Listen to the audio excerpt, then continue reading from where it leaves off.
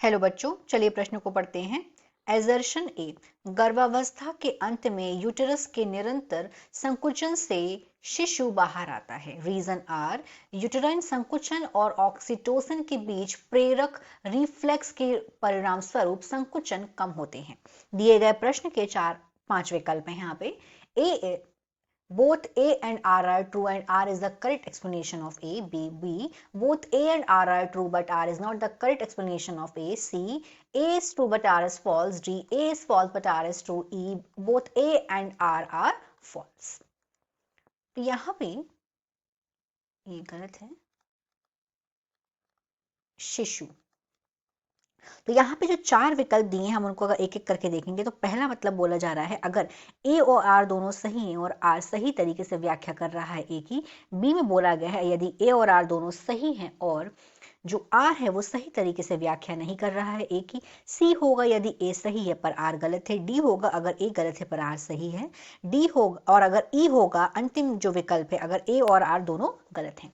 दिए गए प्रश्न की मुख्य अवधारणा है,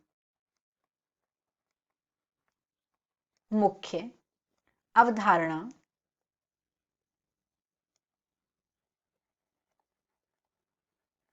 अवधारणा है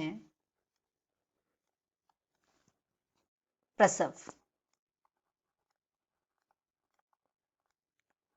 प्रसव से तात्पर्य है जो गर्भावस्था के अंतिम अवधि जब होती है, जब गर्भावस्था की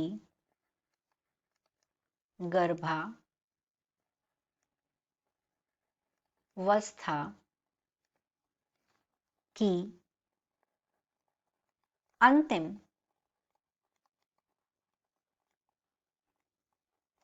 अवधि होती है,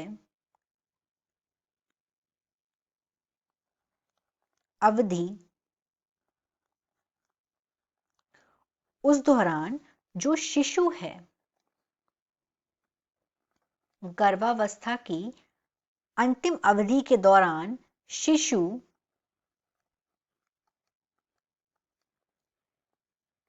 जब पूर्व विकसित हो, मतलब शिशु जो होता है जब वो पूर्ण तरीके से, मतलब पूरी तरीके से उसका विकास हो जाता है,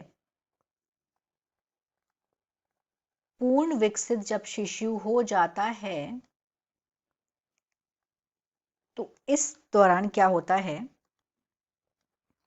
जो गर्भाशय पेशी स्तर होता है, गर्भाशय पेशी स्तर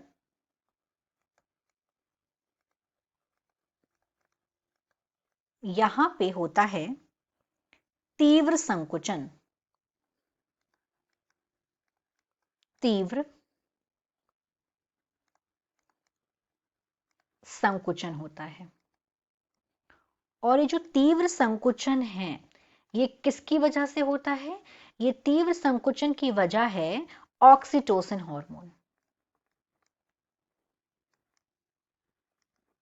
ऑक्सीटोसिन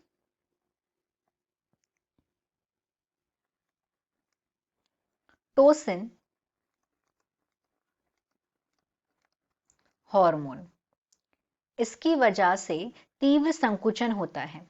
और ये जो ऑक्सीटोसिन हार्मोन है इसे पश्य पीयूष, ऑक्सीटोसिन हार्मोन को पश्य पीयूष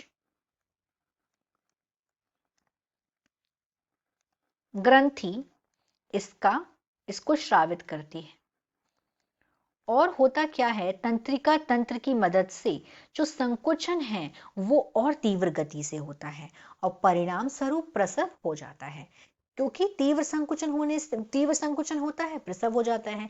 तीव्र संकुचन होने की वजह है ऑक्सीटोसिन और यहाँ पे तंत्रिका तंत्र भी अपनी अहम भूमिका निभाता है। अब हम अगर एजर्शन देखते हैं, ए, गर्भावस्था के अंत में यूट्रस में निरंतर संकुचन से शिशु बाहर आता है। हाँ, एकदम सही है, आता है। यूटेराइन संकुचन और ऑक्सीटोसिन के बीच प्रेरक रिफ्लेक्स के फलस्वरूप संकुचन कम होता है। नहीं, संकुचन कम नहीं होता है। तो इस तरीके से हमारा सही विकल्प हो जाएगा सी, क्योंकि यहाँ पे एजर्शन तो सही है लेकिन जो रीजन है वो गलत है। दिए गए प्रश्न का सही विकल्प है C, A is true but R is false. यहाँ पे ए सही है लेकिन जो आर है वो गलत है। आशा करते हैं आपको यह प्रश्न समझ आया होगा। धन्यवाद।